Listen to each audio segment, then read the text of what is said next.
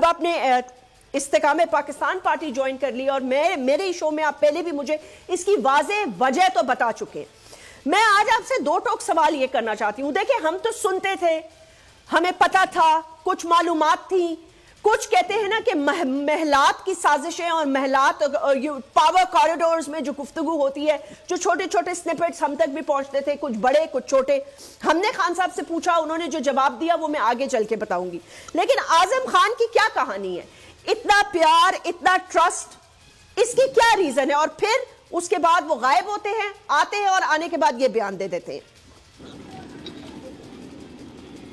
देखिए, कॉन्स्पिरेसी और conspiracy theories, इन दोनों चीज़ों को आपने देखना है और बहुत मिन्यूटली आपने इसको ऑब्जर्व भी करना है। आजम खान जो था वो प्रिंसिपल सेक्रेटरी था इमरान खान के साथ, और डेफिनेटली एक आदमी ने सरकारी नौकरी की हुई होती है और वो उस मकाम तक पहुंचकर एडवांटेजेस तो हासिल करता है और कुर्बत की वजह से फवायद भी समेट सकता है और नुकसान भी कर सकता है, लेकिन by end of the day वो रहता एक पाकिस्तान की सरकार का मुलाजिम है जिसके अंदर कहीं ना कहीं कुछ ना कुछ चीज ऐसी पड़ी होती है कि उसको एक्सप्लॉयट करना पॉजिटिव को इतना मुश्किल काम नहीं होता। Azam Khan was the gate to Imran Khan बहुत सारी चीज़ों में। तमाम जो डाक से लेके जितनी भी चीज़ें हैं, जो रिटर्न चीज़ें हैं, वो तमाम इमरान खान तक जो राउट होती थी वो आजम खान के थ्रू थी। और आज इमरान खान खुद एक ऐसा आदमी है जो 100% डिपेंडेंट होता है ऑन अ पर्सन जो वो काम कर रहा हो, क्योंकि उसने खुद काम नहीं करना होता।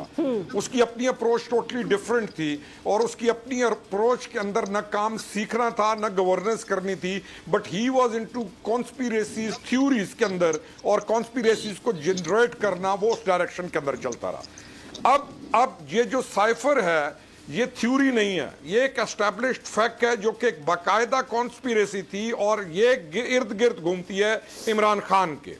और इमरान खान के साथ इसको आपने जोड़ना है तो इसको लेके जाइए शाह महमूद कुरैशी तक। ये दो आदमी हैं जिन्होंने इस चीज को इग्नीट किया और लेके वो कागज लहराया। लेकिन इस तमाम काम के अंदर जो पिविटल बंदा कहें ना कहें, जो मेन इंपॉर्टेंट आदमी है वो आजम खान है, क्योंकि ऑफिशियल डॉक्यूमेंट्स जितनी भी है वो राउट होने हैं फ्रॉम हिम। अगर ये वीडियो आपको पसंद आई है तो इस चैनल को सब्सक्राइब करें और बेल आइकन को क्लिक करें। पाकिस्तान की आईटी इंडस्ट्री जो है वो पाकिस्तान की एक्सपोर्ट में एडिशनल इजाफा कर सकती है अगले 3 सालों के अंदर, क्योंकि आईटी और बाकी जो 3 सेक्टर्स हैं उन 3 सेक्टरों में आईटी में फर्क है। वो ये है कि ये टर्म में आपको गेन दे सकती है जो पाकिस्तान की नीड है इस वक्त। आईटी को तो पहले भी, इससे पहले वाली हुकूमतें और इससे पहले भी लोग डिफाइन करते आए कि जी यार आईटी से बहुत चेंज आ जाएगा। क्या वो इम्पैक्ट हुआ आईटी इंडस्ट्री के ऊपर जो हम समझते थे और चाहते थे?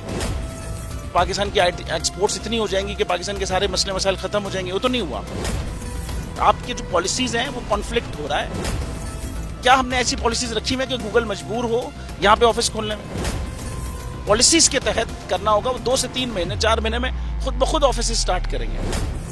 जो आपके मुल्क का आईटी का एंटरप्रेन्योर है, $100 मिलियन तो वो बाहरी अकाउंट रोक लेता है। आप उसको मोटिवेट करके उसको पर फोकस करें, उस पर इंसेंटिव करें, वो आपको 100 आएगा तो आपका 5 टाइम्स इंक्रीज हो जाएगी फौरन। टेक्सटाइल में हम क्या करते हैं, हम उठाते हैं बाहर के किसी ब्रांड के लिए टी शर्ट यहाँ बनाते हैं, उसको दे देते हैं। लेकिन अब आईटी के बाद अगर आप अपना ब्रांड बना के लोगो वहां पे बेचेंगे, चाहे B2B बेचें चाहे B2C बेचें, पॉसिबल है। पाकिस्तान की जो एक्सपोर्ट में ये $30 अरब से ज्यादा का इजाफा इससे हो जाना खाली यार। गवर्नमेंट के फंडों से इदारे बनाकर और उनके थ्रू कोई रेवोल्यूशन आ जाएगा, सवाल ही नहीं है। तो आपने इंतखाब सही कर लिया है, अब आगे चीज सही करनी है, बस आप सही डायरेक्शन में सही चीज होगी इंशाल्लाह। मैं समझता हूँ $50 अरब तक की आईटी एक्सपोर्ट में कंट्रीब्यूट कर सकता है पाकिस्तान। सब्सक्राइब करें और बेल दबाएं ताकि कोई खबर रह न जाए।